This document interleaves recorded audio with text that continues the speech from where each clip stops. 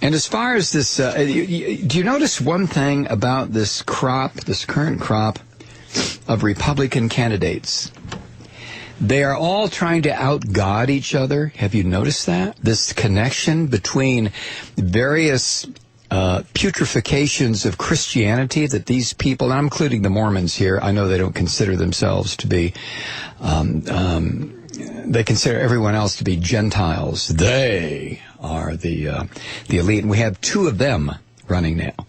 But the Christianization of politics, the political system in this country, every single one of these people, with their prayer meetings and their spirit exorcisms and their exhortations of the Supreme Being and their constant pounding the Bible and beating people to death with this religious craziness. Have you noticed that? So one can draw a conclusion, can't one, that a great deal of this problem is being caused by Christians, by this crazy brand of Christianity? There was a piece in the Washington Post blog site, I think. What is that? It's the Bookworm blog site in the Washington Post. Who writes that? Oh, damn it! Who writes it? Steve? Is it Steve? Somebody? Oh well, I don't have his name. Yeah, Stephen Livingston. And he asked a question, are some political parties more dangerous than others? He talks about this guy named James Gilligan. He's a psychiatrist and professor at New York University. He has a new book, Why Some Politicians Are More Dangerous Than Others. He presents it as a kind of murder mystery, or more precisely, a look at a mystery about murder, which includes self-murder or suicide. And what he did, this author, James Gilligan, he tracked rates of suicide and homicide over a century from 1900 to 2007 and was intrigued by the peaks and valleys that he saw in the murder rate, self-murder and murder of other people. He writes, over that period, I saw 3 large, sudden, and prolonged increases and decreases in these measures of lethal violence, which reached a peak and were then followed by equally dramatic decreases. And he was puzzled over this until he realized that all 3 of the epidemics of lethal violence in the United States correspond with the presidential election cycle. Now, you know where I'm going with this, don't you? I know you do. Stick around. I'll give you the rest of this story when we come back. I'm Mike Malloy. So this writer, James Gilligan, who is a psychiatrist, professor at NYU, has a book, Why Some Politicians Are More Dangerous Than Others. And what Gilligan did was track suicide and homicide rates over a century, from 1900 to 2007. And he noticed peaks and valleys. And he saw that the peaks and valleys corresponded to the presidential election cycle. What Gilligan found was that suicides and homicides started climbing to epidemic levels following the election of a Republican president. Now, he also discovered that the rates remained around epidemic levels throughout the time Republicans occupied the White House. Gilligan writes, quote, the increase began during their first year or years in office and peaked in their last year or several years. Suicide rate, murder rate. The Republican Party is a death party. How many times has your humble and obedient servant suggested that on this program? Well, here's your proof. Now, what happened when a Democratic president moved in after this murder spree, this death spree? What happened? The epidemic levels of violence in this country, according to Gilligan, the NYU professor and psychiatrist, began to reverse direction in the first year or two of a Democratic administration, and the rates reached their lowest point in the last year or two of the Democratic term. Just coincidence, right? It has nothing to do with reality, right? Well, Gilligan disagrees. His analysis, he says, proves otherwise. the changes in the rates of violence occur, quote, with a magnitude and consistency that could not be attributed to chance alone, end quote. So what's behind it? What is the murder? What's the driving force of this spike over a century in this country of murder and suicide? Well, according to the author of this book, the policies of Republican administrations increase socioeconomic distress, which, as you know from other studies that have been published, it has all sorts of results that lead to higher rates of murder and suicide, while Democratic administrations reduce socioeconomic distress, which brings down the levels of violence. Do you remember, you want a quick example? As much as I didn't like the guy because of some of his policies, think Clinton. Can you remember what happened during the Clinton years? I know 95% of you can't because your brains are mush because of television and talk radio and the rest of this garbage.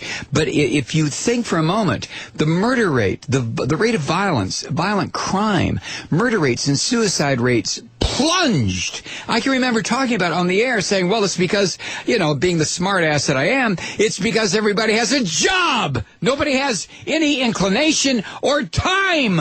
There's no time to commit suicide. There's no time to work a murder into your daily schedule because everybody's working. Remember that? Remember that?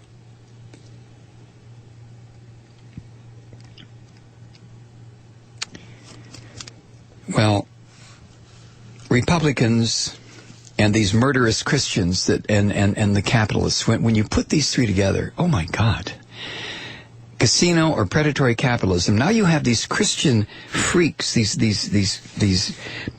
these preachers who say blackbirds are dying because of gay soldiers, and the Statue of Liberty is a demonic idol, and Hurricane Katrina was punishment because homosexuality in New Orleans, and what else?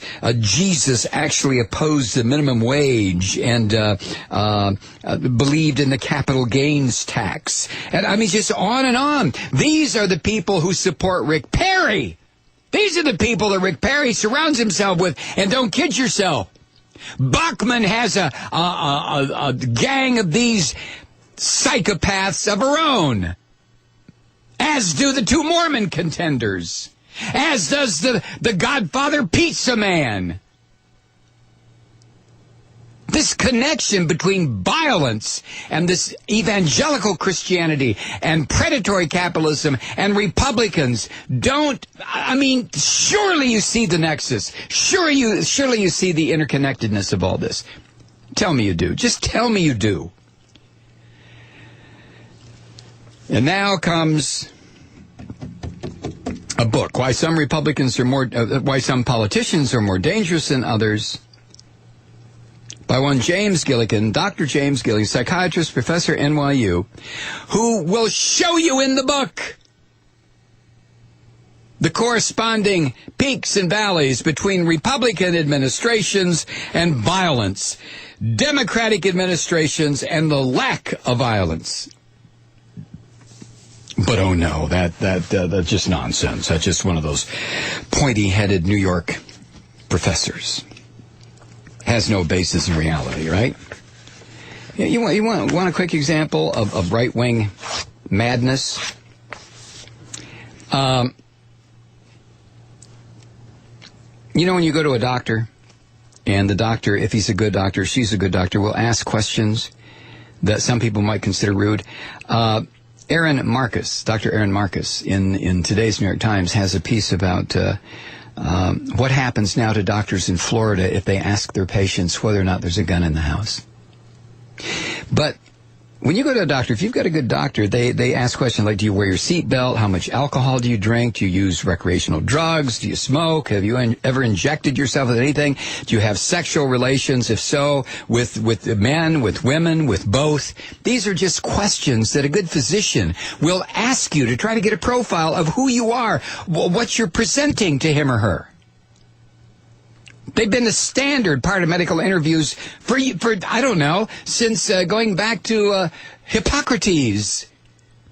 Ask questions. That's what a good doctor does, because the answers tend to reveal clues about a person's symptoms or physical findings on an exam.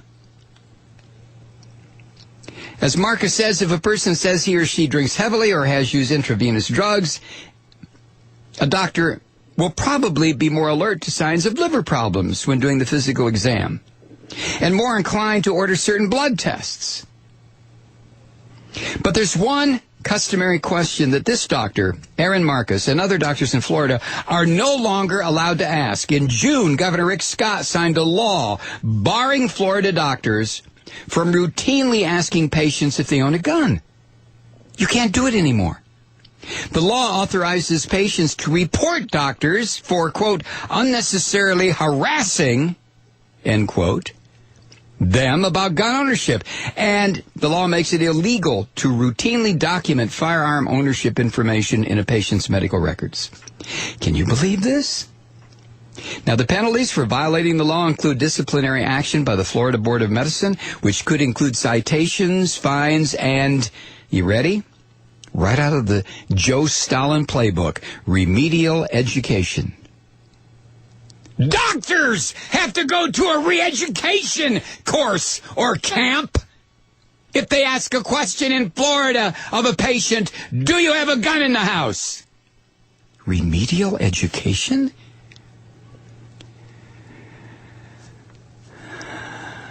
This bill was introduced in the state legislature after a pediatrician dismissed a mother from his practice when she refused angrily to answer a routine question about whether she kept a gun in her house. The doctor said at the time that he asked so he could offer appropriate safety advice, just as he customarily asked patients if they have a swimming pool, and he asked teenagers if they use their cell phones when they drive.